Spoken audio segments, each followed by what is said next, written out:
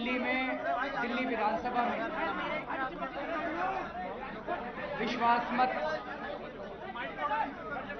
विश्वास प्रस्ताव रखा गया था और विश्वास प्रस्ताव सरकार के पक्ष में पास हो गया है। मैं दिल्ली की जनता को बधाई देना चाहता हूं। ये दिल्ली की जनता की जीत है। ये सच्चाई और ईमानदारी दिल्ली की जनता को बधाई देना चाहता हूं। ये दिल्ली की जनता की जीत है। ये सच्चाई और ईमानदारी की जीत है।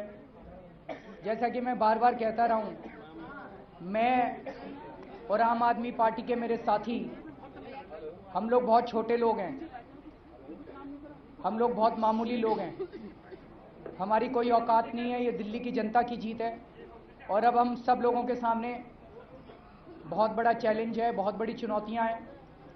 पिछले 6-7 दिन में जो भी हम लोगों को मौका मिला, हम लोगों ने रात दिन मेहनत करके जितना कुछ कर सकते थे उतना कुछ किया और आने वाले समय में भी हम पूरे तन मन धन से जनता की सेवा करेंगे। लेकिन फिर से मैं दोहराना चाहता हूं कि इन चुनौतियों का सामना हम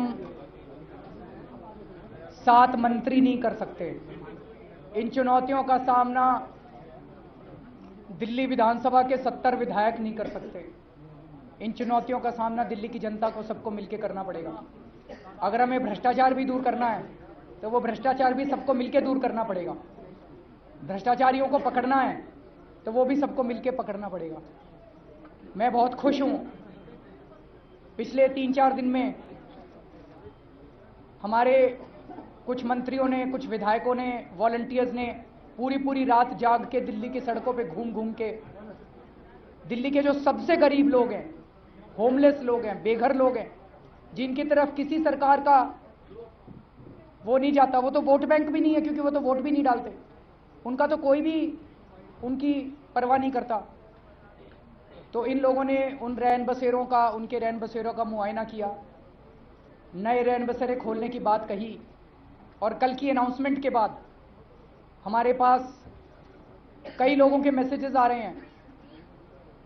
ये सरकार की जिम्मेदारी तो है ही, मैंने कहा था कि हम उनके लिए पोटा केबिन बनाएंगे, लेकिन कल के बाद मेरे पास कई लोगों के मैसेज आए हैं कि सर ये पोटा केबिन की कॉस्ट बता दीजिए, हमारा रोटरी क्लब, हमारा फलाना क्लब, 1 पोटा केबिन हम अपनी तरफ से करना चाहते हैं, 2 पोटा केबिन हम अपनी तरफ से करना चाहते हैं। ये फायदा होता है जब पूरा समाज मिलके देश को सुधारता है। तो मुझे पूरी उम्मीद है जो ये एक नई किस्म की राजनीति शुरू हुई है, ये दिल्ली से तो भ्रष्टाचार दूर करेगी, दिल्ली के लोगों की जिंदगी में तो खुशी लाएगी। मुझे पूरी उम्मीद है कि एक दिन पूरे देश के अंदर भी इस किस्म की राजनीति की शुरुआत होगी और ये देश खुशहाल होगा। बीजेपी ने कहा है कि कांग्रेस के जो मंत्री हैं या जो भी अधिकारी उस समय रहे उन पर जो भ्रष्टाचार के आरोप है, किसी को नहीं बख्शेंगे जी, कोई टाइम फ्रेम तय किया गया है? किसी को नहीं बख्शेंगे, आप चिंता मत कीजिए। अभी मैं टाइम फ्रेम कैसे बताऊं, लेकिन मैं आपको ये एक मिनट मैं आपको ये पूरा विश्वास दिलाता हूं with all the energy and the resources at my command कि चाहे वो दिल्ली सरकार ने भ्रष्टाचार किया हो, चाहे एमसीडी ने भ्रष्टाचार किया हो और चाहे हमारे काल में भ्रष्टाचार हो, किसी भ्रष्टाचारी को बख्शा नहीं जाएगा।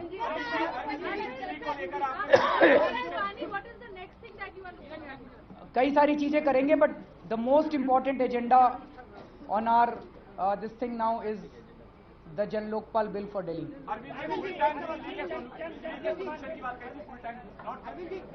हाँ, वो मैंने आपको कल ही बता दिया था ना कि सीएजी का ऑडिट हो जाए। देखिए, ये एक तरह से मैंने बताया कि चुनाव के दौरान जब हम दिल्ली में घूमे थे, लोग बहुत ज़्यादा दुखी थे, तो एक तरह से ये भी टेम्पोरेरी रिलीफ है और जब रिपोर्ट आएगी तो मुझे लगता है कि सारी दिल्ली के लोगों को राहत मिलेगी।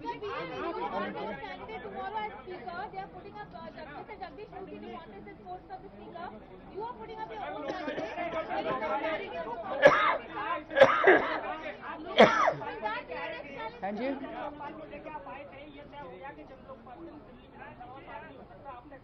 सर वो आप नाम जो मर्जी बोल लीजिए, आप नाम जो मर्जी बोल लीजिए, उसको अभी टेबल करेंगे हम कोशिश करेंगे। नहीं, ये सत्र तो 3-4 दिन का बचा है। जैसा हमने कहा था 15 दिन में करने का, तो आज से 15 दिन के अंदर करने की, 15 से 20 दिन के अंदर करने की कोशिश करेंगे। हाँ जी, 15 से 20 दिन के अंदर करने की कोशिश करेंगे। उसको लेकर क्या करेंगे? जब तक हाउस नहीं कहेगा तब तक फंड ट्रांसफर नहीं होता है, इस तरह की जो बातें उठी थी उसको लेकर सरकार क्या करेगी? देखिए, ये जितने अधिकारी हैं, उन अधिकारियों ने जो सुझाव दिया था प्रोसीजर का, उसके हिसाब से हमने फॉलो किया है। और उसके बाद भी मैंने फ़ोन किया था तो उन्होंने बताया कि कोई भी अनियमितता नहीं है, लेकिन कल मैं ऑफिस जाके इसके बारे में और पता करता हूँ।